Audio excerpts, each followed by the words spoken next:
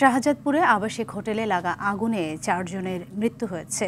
এর আগে আধ ঘন্টা চেষ্টা আগুন নিয়ন্ত্রণে আনে ফায়ার সার্ভিসের 4টি ইউনিট। এদিকে নিহত 4 জনের মধ্যে একজনের পরিচয় নিশ্চিত করেছে পুলিশ। সাদিয়া কানিজের রিপোর্ট, জানাচ্ছেন আশিকুল আলম।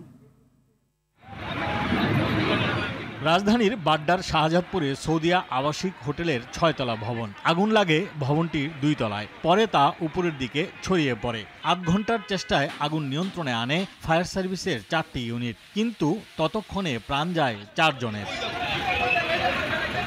স্থানীয়রা জানান, সিঁড়ির দরজায় তালা মারা থাকায় প্রাণহানি ঘটেছে। এছাড়া ভবনটিতে আগুন নেভানোর পর্যাপ্ত ব্যবস্থা ছিল না। প্লাস্টিকের দরজা দোকান ছিল, এখনো আছে। অর্ধেক ক্ষতি হয়েছে, অর্ধেক আল্লাহর রহমতে এখনো ভালো আছে।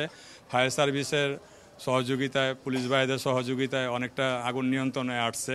যেমনে পারছি আমার যে মালগুলি ক্ষতি হবে তাড়াতাড়ি, ওই মালগুলি আমি আগে বাই করছি। বাই করে ক্যাশ বাক্সটা আমার জরুরি কিছু চেক বই ছিল, কিছু টাকা পয়সা ছিল, এগুলি লয়ে আমি বাইরে গেছি।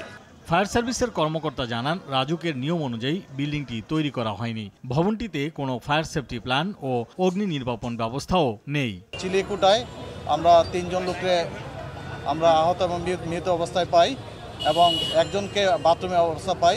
প্রচণ্ড ধোঁয়া হওয়ার কারণে এই আবাসিক হোটেলের ভিতরে যারা ছিল তারা বাসার জন্য উপরের দিকে উঠে গেছিল, কিন্তু উপরে উঠতে গিয়ে যখন দেখছে যে ছাদের যে দরজাটা বন্ধ অবস্থায় আছে, যার কারণে তারা আর বের হইতে পারে নাই, যার কারণে সাফোকেশনের কারণে, ধোঁয়ার কারণে লোকগুলো মারা যায়। ঢাকা মেট্রোপলিটন পুলিশের অতিরিক্ত কমিশনার নজরুল ইসলাম বলেন, নিহতদের মরদেহ ঢাকা মেডিকেল কলেজে পাঠানো হয়েছে, আর একজনের পরিচয় নিশ্চিত হওয়া গেছে। 4টা ডেড বডি আমরা পেয়েছি। ডেড বডিকে আমরা মেডিকেলে পাঠিয়ে দিয়েছি, ঢাকা মেডিকেল কলেজে আছে। সেখানে লাশ শনাক্ত সহ পরবর্তী যে মেডিকেল রিপোর্ট আমরা পেলে আমরা আইনানুগ ব্যবস্থা গ্রহণ করব। এদিকে নারায়ণগঞ্জের ঢাকেশ্বরী এলাকায় গ্যাসের লিকেজ থেকে বিস্ফোরণে নারী ও শিশুসহ 8 জন দগ্ধ হয়েছেন। সোমবার ভোররাতে দগ্ধ অবস্থায় তাদেরকে জাতীয় বার্ন ও প্লাস্টিক সার্জারি ইনস্টিটিউটে আনা হয়। আশিকুল আলম, RTV, ঢাকা।